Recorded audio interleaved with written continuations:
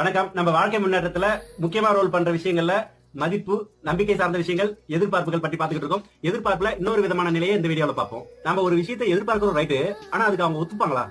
நம்ம ஆபீஸ்லயோ, குடும்பத்திலயோ இல்ல சொசைட்டிலயோ நிறைய இந்த மாதிரி பாத்துருப்போம். நம்ம எதிர்பார்ப்புகள் ஏற்றுக்கொள்ளப்படுமா அப்படின்றது ஒரு தயக்கத்திலே நம்ம வாழ்வோம்.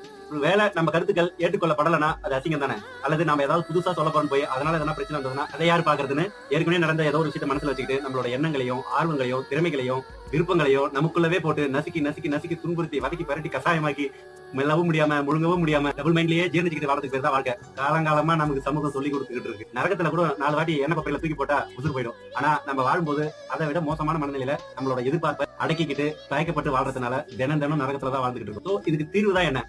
உங்களுக்கு நீங்க முன்னுரிமை கொடுக்கலாமே. உங்களோட முடிவுகளை அட்லீஸ்ட் நீங்களே பாராட்டிக்கலாமே. உங்களோட எண்ணங்கள் நல்லதா இருந்தா நீங்க மதிங்க முதல்ல. அது மாதிரி மதிச்சு வாழும்போது நம்ம வாழ்க்கை நமக்கு பிடிக்க ஆரம்பிச்சிடும், சந்தோஷமா மாறும்.